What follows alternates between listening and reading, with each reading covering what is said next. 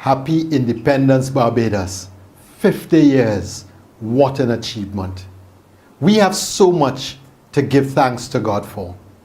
As we celebrate 50 years of independence, we have achieved way beyond the predictions of the British Parliament and the renowned historians who saw our small size and limited resources as the great obstacles to success. Over the 50 years, Barbados has consistently maintained a high position in the United Nations Human Development Index and was considered a model country for other small islands developing and other small states. The quality of our economic leadership over the decades is a source of pride.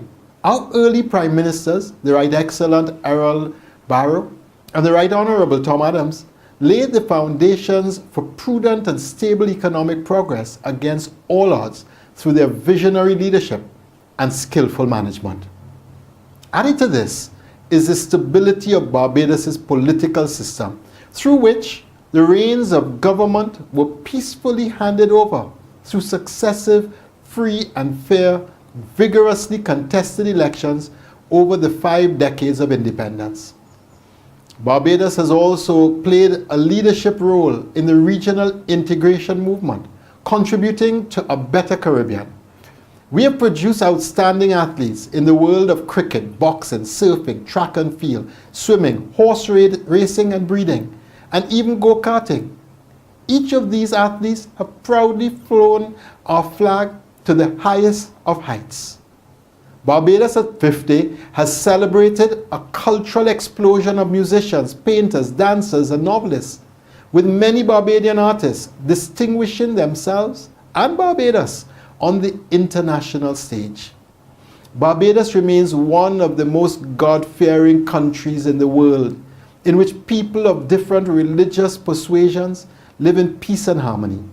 The continued fierce religious sensibilities of our inhabitants, coupled with remarkable tolerance and a strong display of charity towards neighbor, are key ingredients to what makes Barbados great.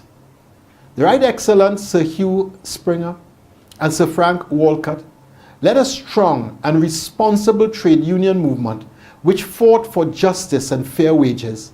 The social partnership model has been admired and adopted by other countries. A high level of social trust and strong belief in our country among all people of Barbados has been the glue that binds us together, taking our place in the world of nations.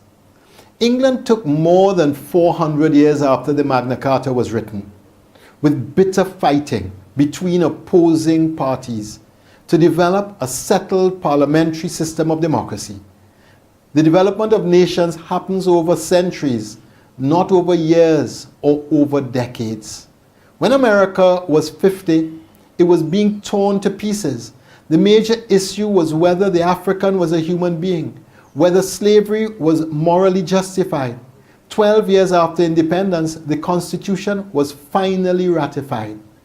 The second paragraph declares, "We hold these truths to be self-evident, that all men are created equal." Emancipation of the slave happened 89 years after independence and 77 years after the Constitution. These achievements took outstanding citizens committing to the moral high road of human dignity against all odds. The rate of development of nations is different from that of humans. Our tribal fighting in Barbados is part of that process of development. It is part of what will define Barbados when it reaches 200 and 300 years old. What are our tribal fights in Barbados at 50? Are they filled with aspirations for Barbados being a great nation, taking our place in the world of nations? In the first years of independence, our tribal fights were about national aspirations, the development of our people, and ensuring there was a social safety network for the vulnerable. More recently, our aspirations seem to be about material progress and carving up the economic pie. Barbados at 50 has arrived at a crossroads and needs to make a fundamental choice about our future. While the desire to improve one's quality of life is understood, This deviation from social democracy to unbridled capitalism has created the single greatest challenge to our people, our families, and to our nation. We have moved away from fighting for liberty and development of social justice and integral development for all to individualism and fighting for a greater share of the economic pie. Wealth should be a means to a higher end, not a goal in itself. The creation of wealth should never be at the cost of or the expense of the poor and the vulnerable. When pursuit of wealth becomes the highest national good, a people implode into selfishness and violence, and democracy is undermined or it is fundamentally compromised. England and America had greater challenges than we do at 50. The difference is that they fought to establish a value system to better serve all their citizens. Our tribal fights today are about redistributing wealth, which can result in corrupting the soul of our people, and thus a nation. Barbados at 50 needs a national conversation about the model of development.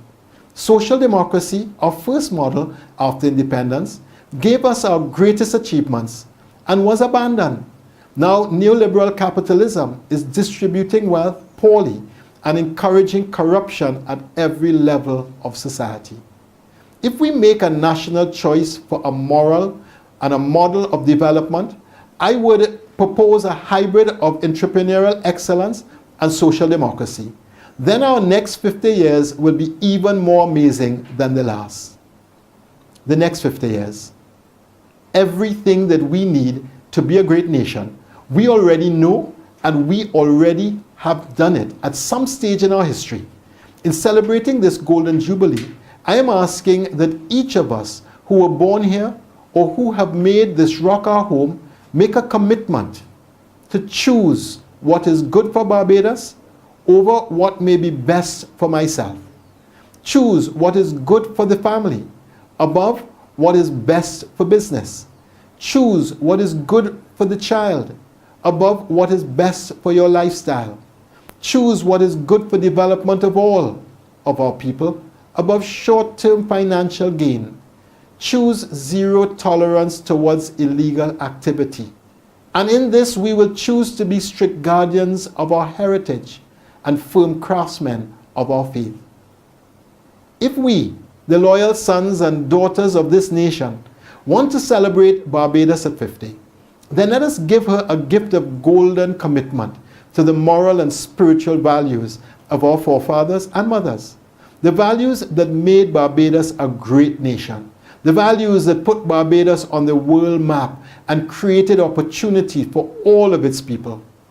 So every decision in the public or private sector, in the churches and in the homes must ensure that our people are developed to their fullest potential, or as our national pledge affirms, so that they can do credit to our nation wherever they go. Only then can the prayer and aspiration of our national anthem come true. The Lord has been the people's guide for past 300 years. With him still on the people's side, we have no doubts or fears. Upward and onward we shall go, inspired, exultant, free, and greater will our nation grow in strength and unity. I pray God's blessings on our nation, that we will have the wisdom to choose a path for authentic development for all of our people, one that will lead us to the morally and the development of each family, one that will ensure the development of all of our people and our nation as a whole. May God bless our nation.